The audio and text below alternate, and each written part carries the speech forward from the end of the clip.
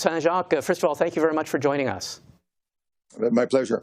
Now, I'd like to get your reaction to this news of this deferred prosecution agreement. How do you react? Does it come as a surprise to you? Well, it's a bit of a surprise because I was not expecting that both sides would be able to reach an agreement. We know that they had started negotiations back in December. At that time, Mrs. Meng refused to admit any guilt.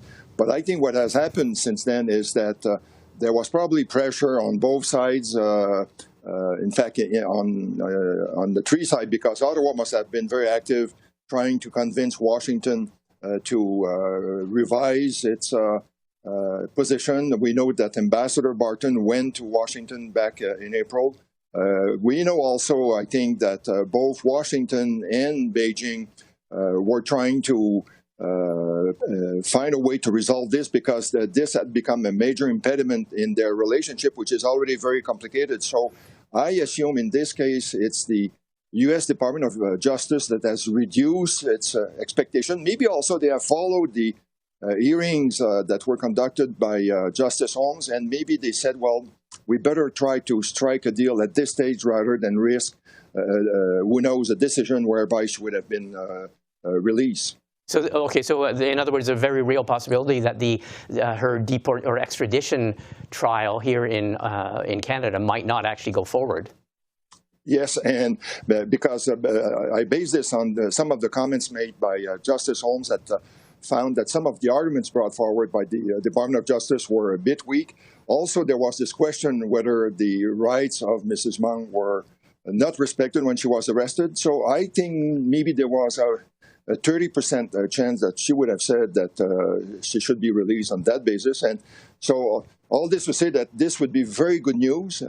This is very good news because that means then that it opens the door to try to negotiate the deportation of our two Canadians. Okay, I want to get to that in a second, but I want to ask you, what do you think, you say obviously this is a result of pressure that's been brought to bear in three different directions, but what do you think of the fact that it's taken this long in the first place? A lot of people were surprised, and I remember reading in Forbes magazine, which tracks these kind of corporate charges, and this is exceedingly rare that an executive is actually charged. It's usually the corporations that are charged, and executives get off on these deferred prosecution agreements all the time. They said there's something like only 1% of cases where executives are actually charged. Was this sort of Donald Trump's style of doing things?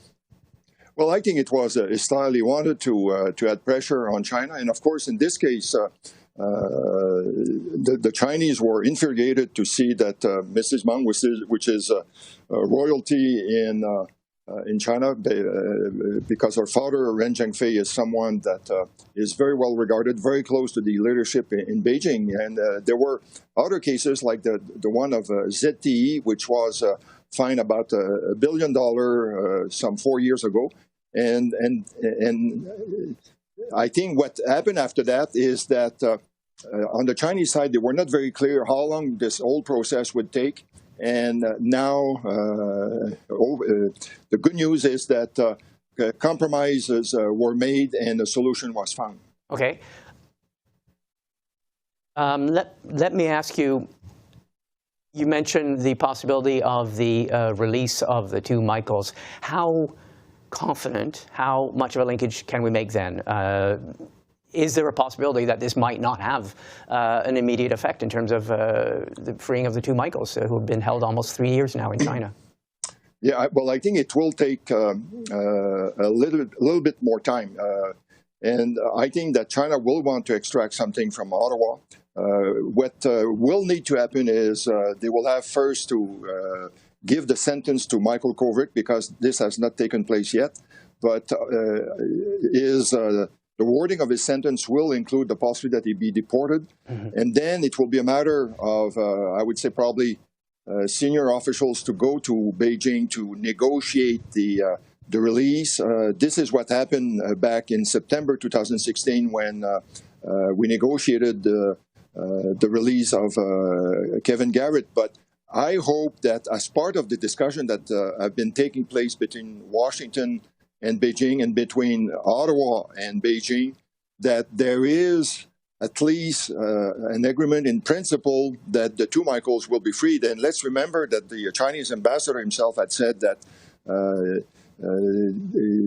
there was a link there. This was the previous ambassador, Liu Shaye, who said that. And I think that the Chinese government would be criticized around the globe if they were not to release the two Michaels in the short term. There's been, as you know, I mean, the Canadian government has rallied other governments around the world in this movement to try and denounce what it calls, and what more than 50 countries have called, arbitrary political arrests. And we've been leading the charge in the hope that it would help put pressure on Beijing to release our two Michaels. Do you think this is a victory in terms of China behaving differently, or is this just a victory of negotiations and backroom deals and diplomacy? Well, I think it's a combination of both.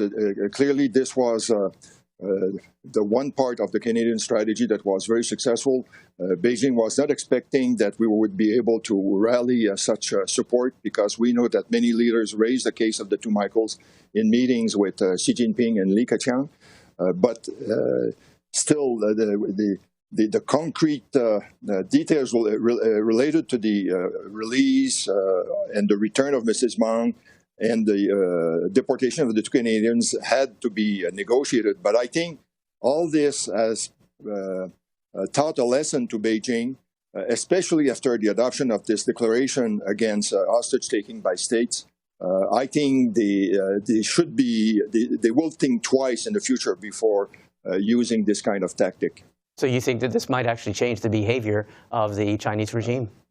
I would hope so, and I think we have to think about other ways to reinforce this. For instance, I would hope that Ottawa works with the signatories of that declaration to operationalize what would happen if China were to take someone else hostage. Okay, Monsieur Saint-Jacques, thank you very much for taking the time. Thank you.